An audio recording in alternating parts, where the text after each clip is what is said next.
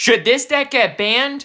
Hello and welcome to the table, and today I'm back with another One Piece deck tech video. Today talking about the forehead herself, Boa Hancock. A deck that is a little bit broken, a little bit stupid, and should it get banned?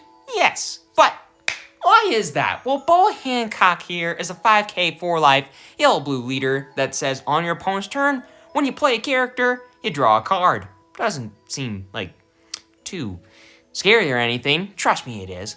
But also, on top of that, if you have a Dawn under Boa, once a turn, one of your Amazon Lily or Kuja Pirates type characters with 5k base power or more is KO'd. You add the top card of your opponent's life cards to their hand. So, you basically can't remove their crap without it sucking a lot for you, unless you can get rid of a lot of stuff at once. And you remember that opponent's turn effect? Well, pretty much everything in your deck has a trigger that says, if your leader has the Kuja Pirates type, play this card. Play this card. Play this card. Play this card. Play this card. Play this card. Play this card. Play this card. It's great. Basically, if you trigger, you play it. And you get to draw a card. So you're losing no cards from hand. You lose one card from life. And then boom, you got another 5k thing on board that's never gonna die thanks to Boa's other effect. Unless, you know, your opponent wants to add a life to their hand. Yeah, the deck's freaking stupid. So Boa Hancock. It's got a pretty broken leader effect. Two broken leader effects. But what does the deck itself do? Let's go up the curve and see the stupidity that is this deck, and then I'll talk about the events afterwards that just make the deck even better. So to start things off, we got Sengoku, a 1-cost 2k 1k counter character that on play says, look at the top 5 of your deck, reveal a 7 Warlords of the Sea type card added to your hand, and put the rest of the bottom of your deck in any order. The card is kind of a searcher for this deck. It misses a decent amount of stuff, but your most important pieces, outside of one new card I'll get to, they're all 7 Warlords of the Sea cards. See, this deck likes to go second, and one of the better turn 2 plays you can have is, well, this Boa Hancock, which, hey, 7 Warlords of the Sea type, and Kuja Pirates, but 7 Warlords of the Sea type. It's a pretty good card, not gonna lie. It does a lot of stuff. There's a lot of words on there, and it also costs a fair bit of money. But, yeah, whatever. It's not like it's an SR from a starter deck that costs like 20 bucks. But there's also, you know, Gorgon Sisters, 7 Warlords of the Sea, most broken card in the entire deck, and it's a 2k counter because that's fair. You got, I don't know, Bartholomew Kuma, potentially the most broken yellow card in the game, outside of one. But, you know, pretty dang close. And then, of course, you got Boa Hancock, the big one, that does a lot of things. It does a lot of things, and we'll get to that. But so yeah, basically all your most important tools Sengoku can get, outside of one. But Sengoku, it's a broken searcher, and hey, it can counter for 1, worst case scenario. So shucks. But then you also got a 2k counter in Kozuki Hiyori, a 2-cost 0, 1k or 2k counter character that, on play, adds the top card of your life or bottom card of your life to your hand, and you get to add 1 card from your hand to the top of your life. It's just a decent card that you can nichely play on your first turn. It's not always going to be the best, but hey, it's a nice thing to like allow you to stack something onto your life that could be really helpful for you to get. Or it's a 2k counter. Yeah, it's not really searchable, but it's a really broken card, and yeah, that makes it pretty worth it to play, in my personal opinion. But of course, you also got Marguerite, another searcher. A pretty good one too, honestly. It has a trigger, saying if your leader has the Kuja Pirates type, you play it. Just assume that any card that's Amazon Lily or Kuja Pirates, which is like 90% of this deck, just assume it has a trigger and say, play it. But this does not counter, thank God, but it's a 3-cost 5k character that on play allows you to look at the top 5 of your deck, reveal an Amazon Lily or Kuja Pirates type card, add it to your hand, so again, a majority of the deck. And you get to place the rest of the bottom of your deck in any order. And boo-hoo, you trash a card from your hand. But you develop a 5k body for 3 resources. You get to get a card from your hand, and yeah, you're technically still going down 1 card. But you can get rid of any cards from your hand you want.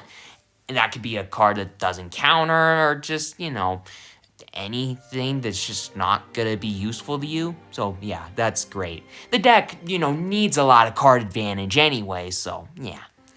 But then you also got Pudding, a pretty solid 2-of in the deck. 4 cost, 4k, 1k counter character that has a fine on play, I guess. If your opponent, they return all their cards in their hand back to their deck. They shuffle their deck and then they draw 5. Yeah. Your opponent has 10 cards in hand. Back down to 5. They've searched 2 times. Yeah. They're not going to have a good hand anymore. Yeah, this card's freaking stupid, and I hate it, and I wish it would get banned. And I play Nami, so that's saying something, but what am I gonna do? But Charlotte Pudding, it's a pretty solid card, and, Boa, abusing every broken yellow and blue card in this entire game, has Pudding too. But then you also got Ran, which is an actually surprisingly stupid card in the deck. When I initially saw this card for Boa, I'm like, this card seems pretty good. I mean, it's not, broken insane like a couple other cards in the deck, but it's fine. It's better than you think. If you've ever played against Boa, you know that this is the card that allows the deck to just be as consistent as it is. I mean, yes, there are other cards that allow that to happen, but early on in the game, this card just adds an extra level of consistency that's just not fair. But this is a 4-cost 5k, 1k counter character, because of course it freaking is.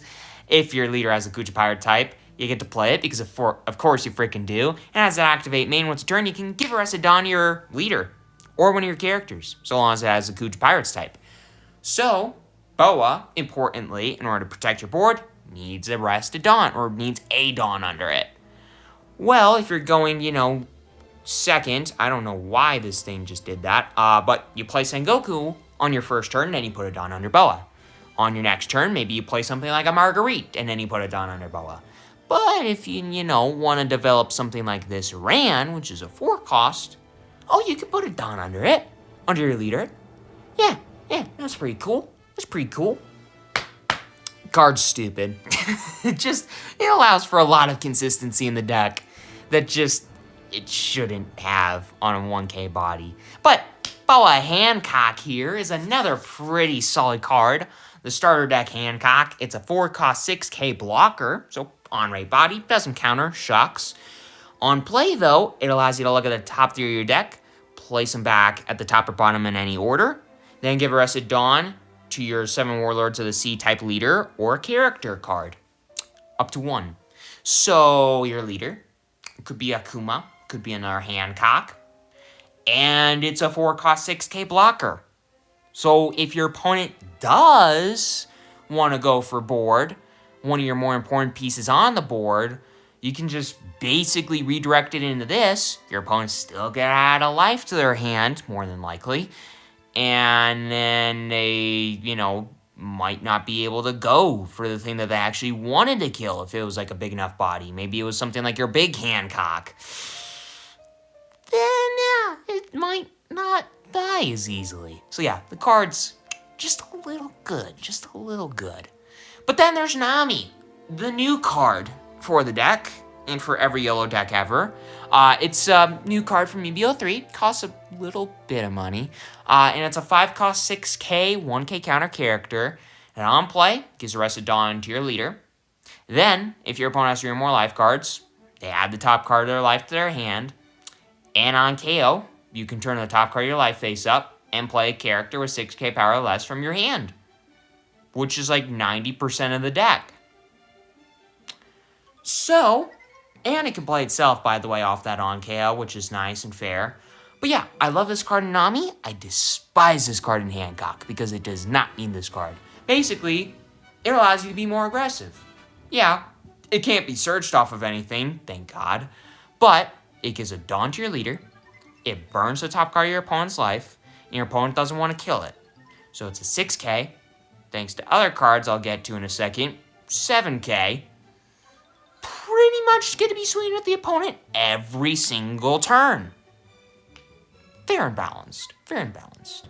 Very fair and balanced. But then you also got Gorgon Sisters, the heart and soul of the deck. A 6-cost 5k, 2k counter character that, hey, plays itself off the trigger. And as an activate main, you can reveal 3 Amazon Lily or Kucha Pyrus type cards from your hand, give a Rested Dawn to your leader, and all your characters. Yup. That's right. That's fair. You give a Dawn to every single character on your board and your leader. So, Nami's a 7k, Boa's a 7k, Rand's a 6k, Pudding's a 5k, Marguerite's a 6k, frickin' Gorgon Sisters itself is a 6k, Shakiyaku, actually, is a 6k, Kuma's an 8k. I mean, it's just absurd. Absurd. So, yeah. Oh, and it's an uncommon. Like, this card does way too much for an uncommon, in my opinion.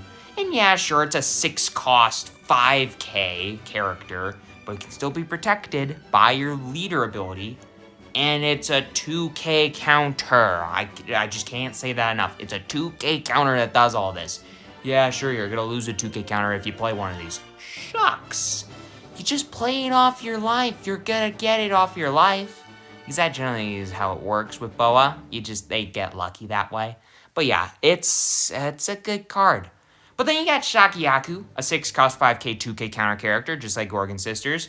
And it's a little less broken, because on play, if your opponent has 3 or less life cards, you draw 2, trash 2, and triggers to play itself. It's simple enough. I mean, it's just a decent 2k counter. It can be on their body that can, threaten your opponent's life and can allow you to do a little bit of filtering at the same time. You're not going to play it unless it's off the trigger, and it's a 2k counter, so it's useful. It's nice. It just makes the deck a little bit more consistent, because of course. Then you got Kuma, because this card's insane. It's a 6-cost 7k, 1k counter character that on play, you can trash a card from your hand, add a life, and now it's going to be an 8-cost until the end of your opponent's next turn. And on your opponent's turn, if it is KO'd, you just gain another life. The card's insane. On play, heals you life, makes it a little hard to remove. And for the rest of this card's existence, if it is ever killed, you gain another life. So that gains life, burns life, a lot of life, comes in with a shit ton of annoying little crappers. Oh, what that could beat this? Nami, which is why I love Nami. Not because that's not why I love Nami. Nami's one of my favorite characters in One Piece, but, it's also nice against the forehead, so. But Kuma, broken. Same thing with the 9-cost Hancock, because it's a 10k. It doesn't counter. Shucks. And on play, though, if your leader has a 7 Warlords type, you gain a life, and your opponent adds the top card of their life to their hand. So you basically just make a 2-card difference, basically. Your opponent's going to be down 1 more, and you're going to be up 1 more. If you were tied for life, now it's just a gap that just seems unbeatable to a point. And it triggers to play, not itself, thank God. That would be insane. That would make this card so absurd. Play up to 1 character card with 6k power or less, and a trigger from your hand. It has to be a 6k or lower, and gotta have a trigger. So you can't play the Nami, thank God. You can't play the Hancock. You could only, the Star Deck Hancock, you could only play cards that have the trigger too, which is nice. So it makes the card a little less broken, but it's still a 9-cost 10k finisher for the deck that gains you 1 more and makes your opponent lose 1 more. Super cool. Super duper cool. Basically, the deck's just gonna play consistently. Just play this, curve out, play giant monsters. It can do fine going first too. It prefers second, but it can also do well going first. And then just kill your opponent too quickly. Or your opponent stalls you out and you still get them down to like 0 life, and then you just need one thing to hit. And by the way, you can make something unblockable in this deck, so if you need to, so that's nice. But speaking of that, let's get to the events. Starting off with You'll Frighten Me. I think this card's a valuable 2 for the deck because it's a 1-cost counter event that, as long as you have 2 or less life cards, you add or get up to one of your opponent's active characters cannot attack during this turn. That's pretty solid, actually. Like, your opponent is relying on this card to get through, and it doesn't. And they just kind of cry and more than likely die. Also, it triggers and does the same thing as the 9 Hancock trigger. So you can just play any 6k or lower trigger from your hand for free. So it's nice, but it's also just a really solid card to have just in the deck as a nice little tool. It doesn't really need to be more than a 2 in my opinion personally, but it's still like absurdly good. Such as Perfume Femur, another absurdly good card, because this 2-cost event has a very simple main effect. It also triggers a draw you card, but more importantly, it has that very simple main effect that says, hey, up to 1 year 7 Warlords of the Sea type leader or character cards just gets plus 2k power. And when it attacks, your opponent can't activate blocker. So it's unblockable, gets a 2k power bump, so basically you wasted no Dawn. So basically what you could do is your opponent has 0 life, they got rid of all your board, and they just kept getting rid of your stuff. You're down to nothing, but they have 0 life left. Your opponent's relying on the blocker in order to be able to live. They don't have enough counter in hand at this point. Well, they had to waste too many tools, and you just basically put all 10 of your Dawn on your leader. Basically, could be your leader, it could be something else like Akuma if it stuck around, or your 10k Hancock. And then you just send in 15, 20k damage at your opponent that they can't block.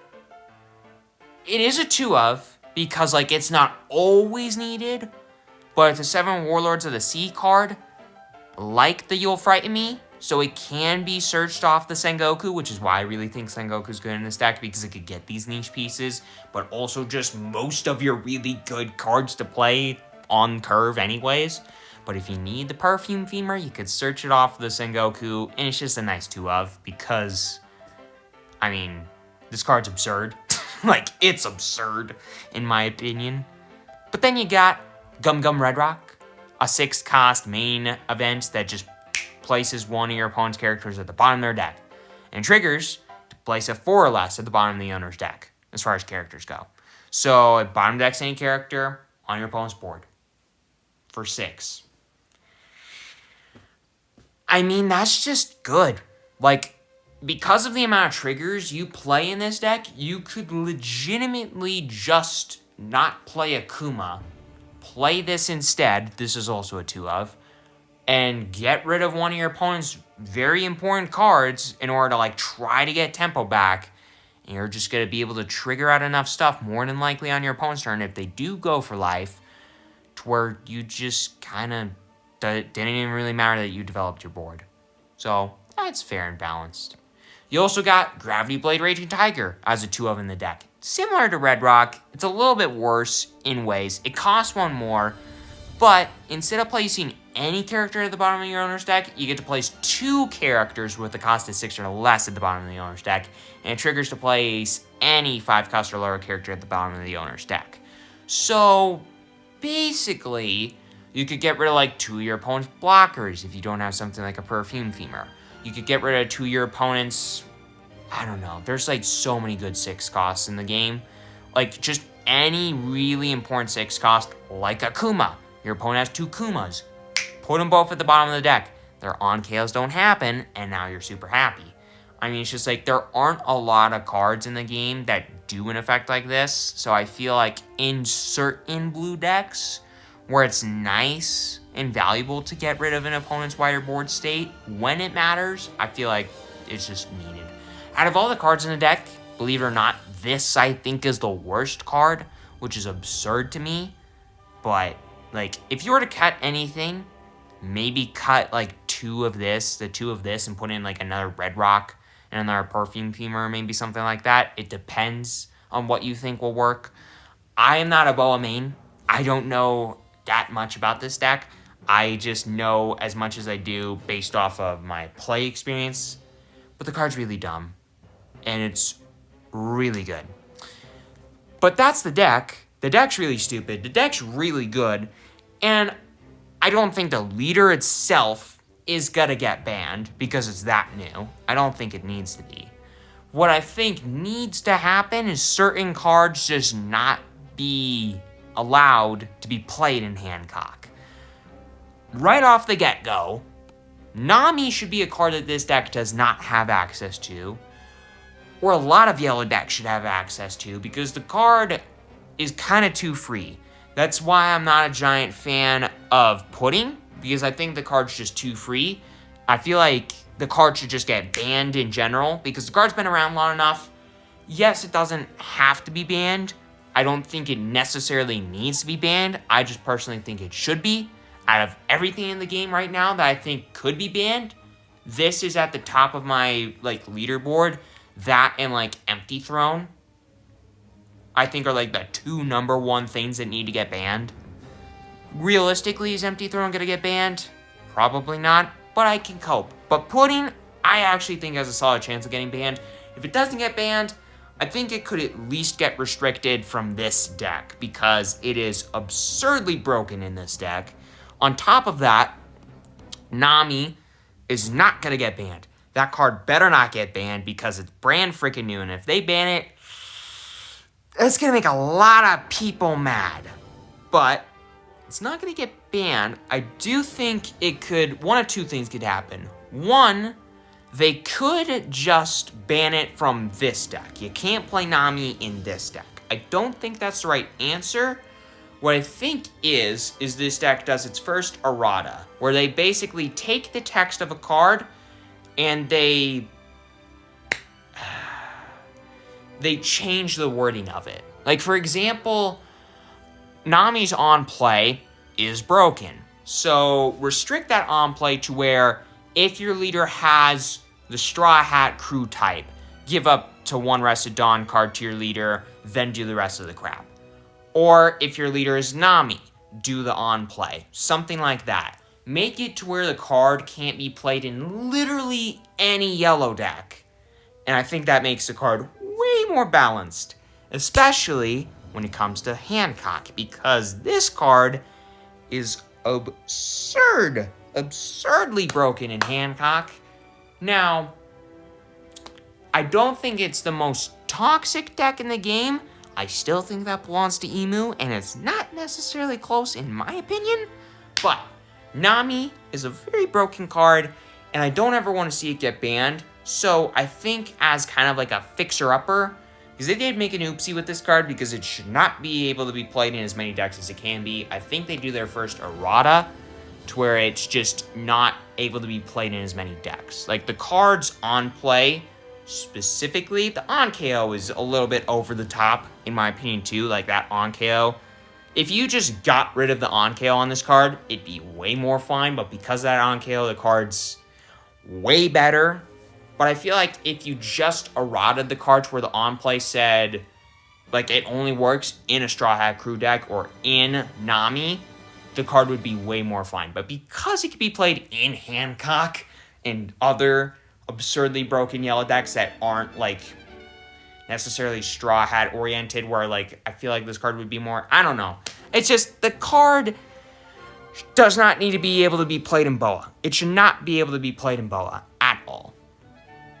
And the other card it could potentially see getting, I don't know, banned maybe, I don't know, maybe Gorgon Sisters. I don't think so. This is kind of more of a like shot in the dark because this is kind of the heart and soul of the deck in a lot of ways.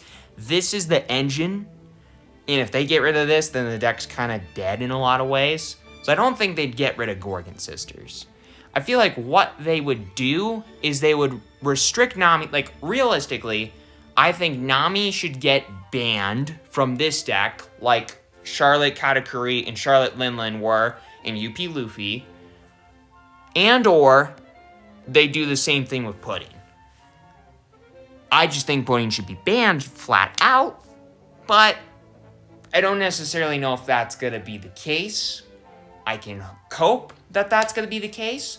That and Empty Throne get banned, because I don't think either of those cards need to exist in this game. But I'll rest my case there. Boa Hancock, it's an absurdly broken deck.